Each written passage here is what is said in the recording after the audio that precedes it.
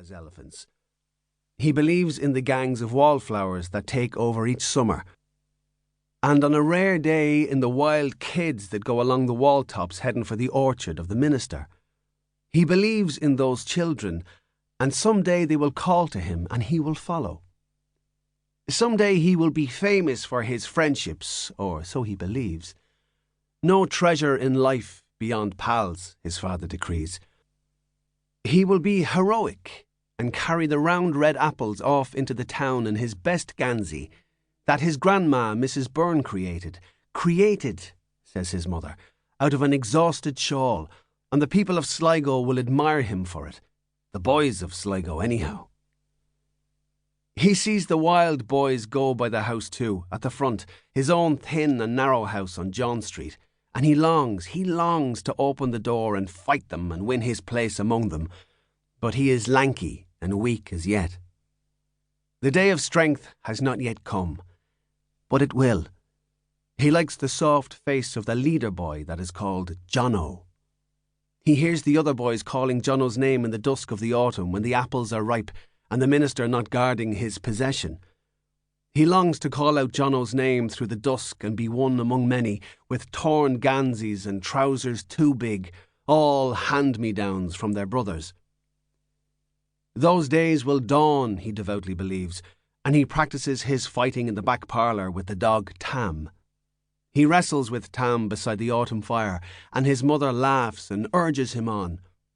She lifts her black skirts and dances suddenly on the hearth, throwing back her little head and dances, and Tam goes spark crazy and jumps almost over her head. And the lamb stew boils on the stove with a slightly evil air, mutton, really, and Tam is hoarse from barking now, and Eneas is not truly the victor yet. His mother is a Dixie, a lovely dancer. She bangs her shoes on the big black stone of the hearth, where the Spanish gold is buried snugly. The Spanish ran around Ireland in a filthy storm in lovely ships and fetched up among McNultys who ate them, his mother says. The hearth, that is where she tells him that story, and all the stories, and dances for him. She is as daft as the dog, he knows. She puts dresses on the lunatic women, and the old dames half dead in the beds, lying doggo for decades and decades, in turn, in thanks, in sisterhood, put little seams of daftness into her, little cross-stitches and patterns. She sat under the early window light, stitching in her youth, in the asylum, before his father stole her away. Isn't she dour too, a deal of the time? Dour as a fallen loaf in a cold oven, a disappointed loaf. But when the spirit strikes her, fires through her, when some surge of delight infects her, up go the skirts and out the short legs, and there is dancing to beat the band. Tom is often gone for days over to Bundoran or such places with his little orchestra, and he plays for the holiday folk and the townspeople letting off steam after the long weeks of work. He plays waltzes, polkas and foxtrots, and lately he has been giving them a touch of the new music, the ragtime and the like, that the Negro men of famed America play, because there is a call for it, a call. His father gets in the music in exciting batches. It comes from New York and Galveston, passing the Azores through the light-filled summer storms, the music purposefully silent in the little folded books, waiting for landfall on the Garavogue, waiting for Tom McNulty.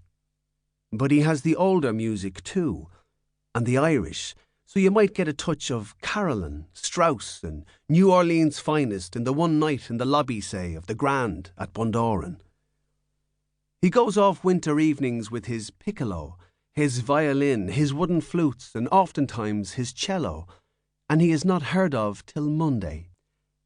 He might come in Monday itself early, 5 or 6, long before the milkman's cart, and have a few mugs of strong tea, and then be gone up to the asylum as right as rain, as if he had spent Saturday and Sunday in his doss.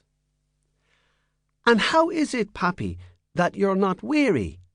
Eneas asks him, the pair of them sitting together at the scrubbed kitchen table, the loud clock hurrying on above the stove. Eneas's own eyes are heavy as bullets. He looks in astonishment at his father, with the brightened